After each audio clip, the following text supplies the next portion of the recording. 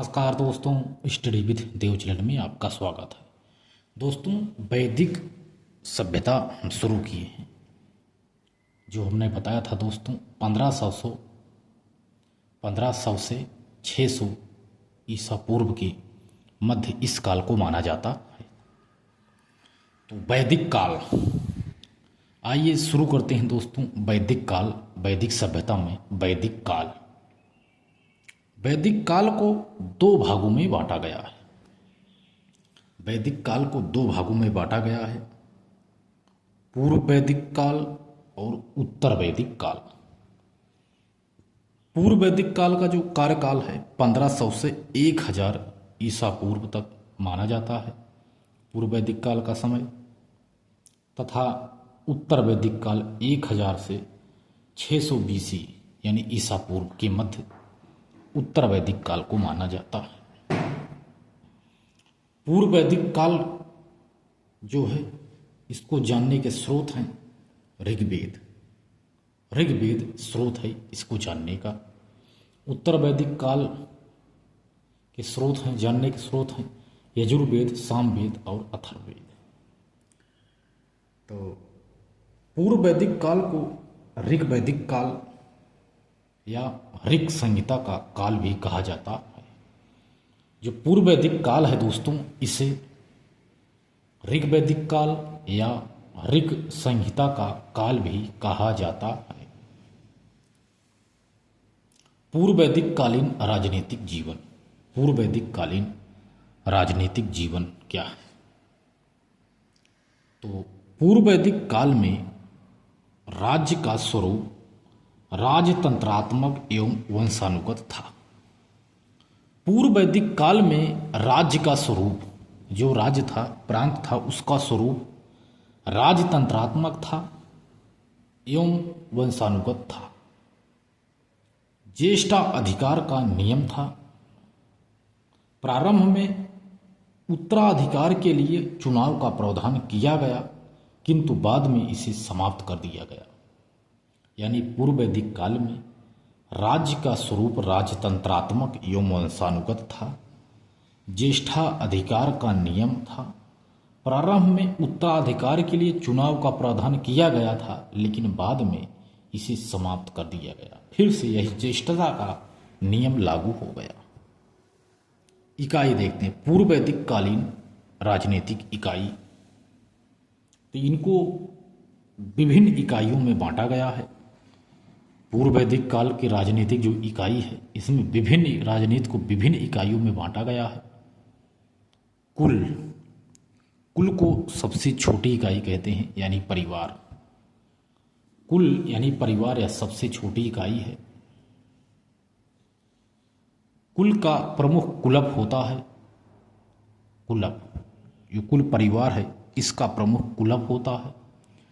कुल के बाद अगली इकाई है ग्राम। ग्राम का प्रमुख ग्रामीणी होता है। ग्राम के बाद विस, विस का प्रमुख विस्पति होता है। विस के बाद जन या कबीला, यह सबसे बड़ी इकाई है। इसके प्रमुख राजन या सरदार होते थे।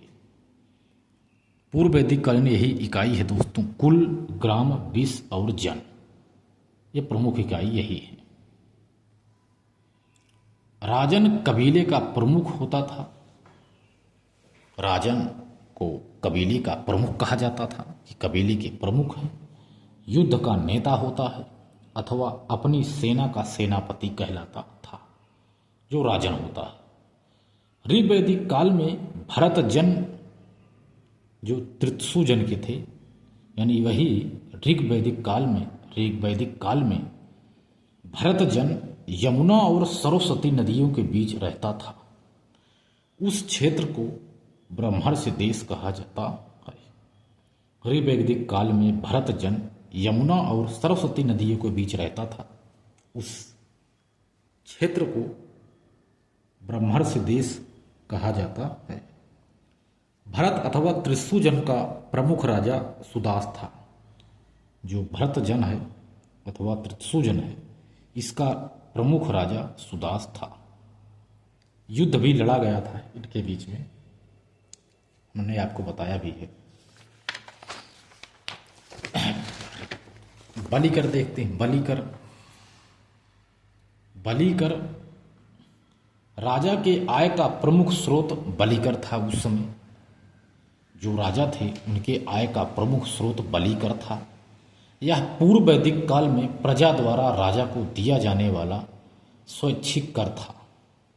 राजा के आय का प्रमुख स्रोत बलिकर था। यह पूर्व वैदिक काल में प्रजा द्वारा राजा को दिया जाने वाला स्वैच्छिक कर था। सभा, समिति और विदथ, ये तीन संस्थाएं, जो सभा थी, समिति थी और विदथ था। सभा, समिति और विदथ, ये तीन संस्थाएं राजा के कार्यों में सहयोग करती थी। विदथ श्रेष्ठ जनों की संस्था थी जिनके परामर्श से राजा अपने कार्यों को करता था। सभा उच्च सदन थी और समिति सामान्य जनों की संस्था थी। सभा और समिति राजा के कार्यों में अंकुश भी लगाती थी। सभा, समिति और विदथ, ये तीन संस्थाएं राजा के कार्यों में सहयोग करती थी। विदथ श्रेष्ठ जनों की संस्था थी जिनके परामर्श से राजा अपने कार्यों को करता था। सभा उच्च सदन थी और समिति सामान्य जनों की संस्था थी। सभा और समिति राजा के कार्यों में अंकुश भी लगाती थी। इसके बाद देखते हैं दोस्तों सामाजिक जीवन, वैदिक कालीन, पूर्व वैदिक कालीन सामाजिक जीवन। पूर्व वैदिक कालीन समाज दोस्तों पितृ सत्तात्मक एवं संयुक्त परिवार वाला था। पूर्व वैदिक कालीन समाज पितृ सत्तात्मक एवं संयुक्त परिवार वाला था। महिला की स्थिति की बात की जाए तो महिला की स्थिति अच्छी थी। नियोग प्रथा का प्रचलन था। पूर्व वैदिक कालीन समय में नियोग प्रथा का प्रचलन था। पूर्व वैदिक कालीन समाज पितृ सत्तात्मक एवं संयुक्त परिवार वाला समाज था। पूर्व वैदिक कालीन समाज पितृ सत्तात्मक एवं संयुक्त परिवार वाला समाज था। परिवार का मुखिया कुलप कहलाता था। परिवार का मुखिया कुलप कहलाता था। 4 पीढ़ियों तक समाज एक में रहता था। समाज में जाति पाति अथवा छुआछूत का प्रचलन नहीं था। महिलाओं की स्थिति अच्छी थी। अपाला, घोषा, विश्वारा और लोपामुद्रा वेदों में मंत्रों की रचना करने में सहयोग प्रदान की थी। यानी पूर्व वैदिक कालीन समाज पितृसत्तात्मक था।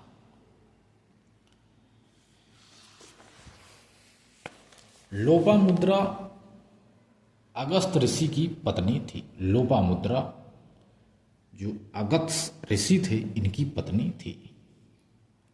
समाज में सती प्रथा का प्रचलन नहीं था। पूर्व वैदिक कालीन समाज में सती प्रथा का प्रचलन नहीं था। नियोग प्रथा यानी विधवा पुनर्विवाह, नियोग प्रथा का प्रचलन समाज में रहा। दहेज प्रथा का भी समाज में प्रभाव रहा, जिसे बहुल्य कहा जाता था।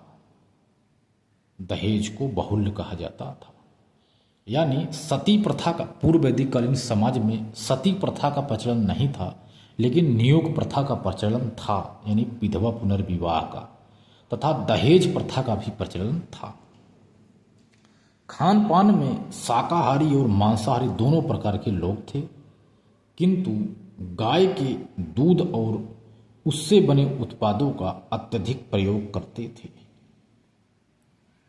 मांसाहारी शाकाहारी दोनों लोग थे, लेकिन गाय के जैसे दूध और उससे बने उत्पादों का अत्यधिक प्रयोग करते थे लोग। वस्त्र आभूषण में सूती वस्त्र, ऊनी वस्त्र और मृग चर्म का प्रयोग करते थे। आभूषणों में निष्क अथवा निशाका नामक स्वर्ण आभूषण का प्रयोग करते थे। मनोरंजन के लिए पासा का खेल, संगीत, नृत्य और सोमरस नामक पेय पदार्थ का प्रयोग करते थे। यानी वस्त्र आभूषण में सूती वस्त्र, ऊनी वस्त्र और मृग चर्म का प्रयोग करते थे। आभूषणों में निष्क अथवा निशाका नामक स्वर्ण आभूषण का प्रयोग करते थे। मनोरंजन के लिए पासा खेलते थे। संगीत, नृत्य और सोमरस नामक पेय पदार्थ का भी प्रयोग करते थे लोग। अब पूर्व वैदिक कालीन देखते हैं दोस्तों, सामाजिक जीवन के बाद आर्थिक जीवन। पूर्व वैदिक कालीन आर्थिक जीवन, लोग पशुपालन भी करते थे तथा कृषि का भी प्रचलन था। पशुपालन में गाय, बैल, घोड़ा, भेड़, बकरी, ऊंट, सुअर और कुत्ता आदि का ये लोग पालन करते थे तथा कृषि में जैसे प्राचीन नाम और आधुनिक नाम। पूर्व वैदिक काल के लोग कृषि भी करते थे, जैसे यव यानी जौ, गोधूल, गोधूम, साली और सारिसाला, श्याममाला, उड़द, तिल यानी जौ, गेहूं, धान, सरसों, सावा, उड़दी, तिल आदि की ये लोग खेती भी करते थे, यानी कृषि भी करते थे। पूर्व वैदिक कालीन लोग पशुपालन और कृषि का भी ये लोग कार्य करते थे।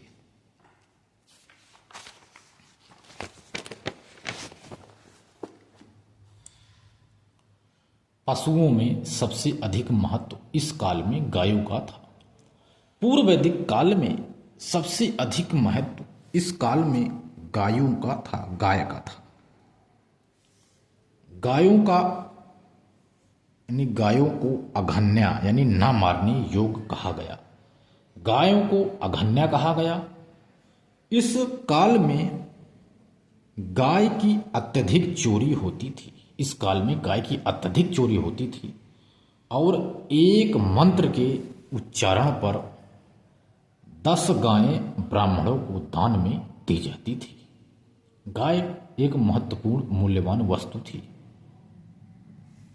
वस्तु व्यापार में भी गायों का प्रयोग किया जाता था, क्योंकि इस काल में मुद्राओं का प्रचलन नहीं था। पूर्व वैदिक काल में मुद्राओं का प्रचलन नहीं था। निष्क नामक आभूषण से भी वस्तु का क्रय विक्रय होता था, गाय से भी और वस्तु से भी। कृषि कार्य करने में हलों का प्रयोग किया जाता था। कृषि कार्य के लिए हलों का प्रयोग किया जाता था। ये हल लकड़ी के बनाए जाते थे, क्योंकि इस काल के मानव को लोहे का ज्ञान नहीं था। पूर्व वैदिक काल में लोगों को लोहे का ज्ञान नहीं था, इसलिए लकड़ी के हल का प्रयोग करते थे।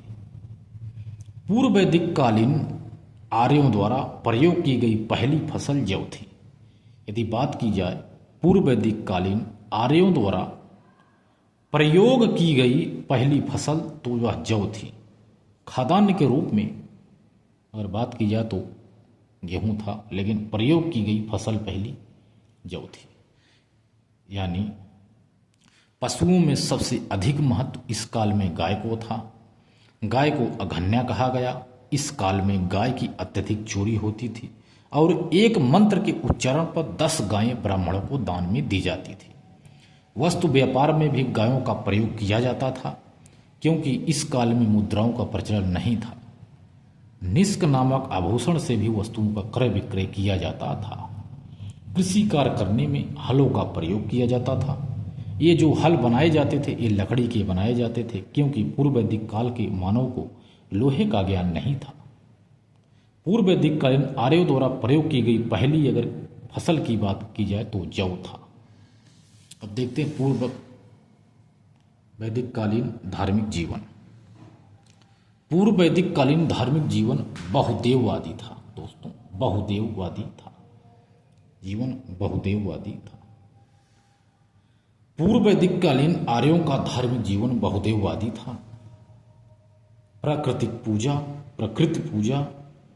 एवं यज्ञ पर आधारित था। इस काल में प्रजा बलि और कर्म कांड पर विश्वास करती थी। ऋग्वेद के 10वें मंडल के नासदी सूक्त में 33 देवताओं की मंडली का उल्लेख किया गया है। 33 देवताओं में सबसे प्रमुख एवं प्रथम स्थान इंद्र का है। इंद्र को पुरंदर यानी किलों को तोड़ने वाला यानी युद्धों का देवता भी कहा गया है। पूर्व वैदिक कालीन आर्यों का धार्मिक जीवन बहुदेववादी था। प्राकृत पूजा एवं यज्ञ पर आधारित था। इस काल में प्रजा बलि और कर्मकांड पर विश्वास करती थी। ऋग्वेद के 10वें मंडल के नासदी सूक्त में भी 33 देवताओं की मंडली का उल्लेख किया गया है। 33 देवताओं में सबसे प्रमुख एवं प्रथम स्थान इंद्र का है। इंद्र को पुरंदर कहा जाता है यानी किलों को तोड़ने वाला कहा जाता है तथा युद्धों का देवता भी कहा जाता है।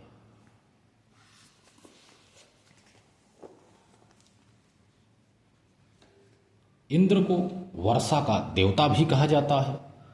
ऋग्वेद में सर्वाधिक बार इंद्र का आवाहन किया गया है। वर्षा का देवता भी इंद्र को कहा जाता है, पुरंदर कहा जाता है तथा ऋग्वेद में सर्वाधिक बार इंद्र का आवाहन किया गया है। दूसरा स्थान अग्नि का है। देवताओं में दूसरा स्थान अग्नि का है और विष्णु को जगत का संहारक या उद्धारक कहा गया है। विष्णु को जगत का संहारक और उद्धारक कहा गया है। ऋग्वेद में सरस्वती नदी को मातेतमा, देवीतमा और नदीतमा कहा गया है। ऋग्वेद में सरस्वती नदी को मातेतमा, देवीतमा और नदीतमा कहा गया, अर्थात देवी के समान नदियों में एक नदी कहा गया है। देवी के समान एक नदी है जिसे सरस्वती नदी कहते हैं। एक नोट देख लीजिए दोस्तों, नोट। ऋग्वेद के समान ईरानी ग्रंथ अवेस्ता ईरान से संबंधित है। यह ऋग्वेद के समान है, एक ईरानी ग्रंथ है अवेस्ता, यह ईरान से संबंधित है। ऋग्वेद में गोत्र शब्द का उल्लेख हुआ है। अगला पॉइंट है, ऋग्वेद में गोत्र शब्द का उल्लेख हुआ है और ऋग शब्द का उल्लेख मिलता है जिसका तात्पर्य नैतिक नियम होता है। तो यही है दोस्तों पूर्व वैदिक कालीन समाज। अब उत्तर वैदिक काल देखेंगे दोस्तों। तो मिलते हैं और एक बेहतरीन क्लास में, तब तक के लिए धन्यवाद।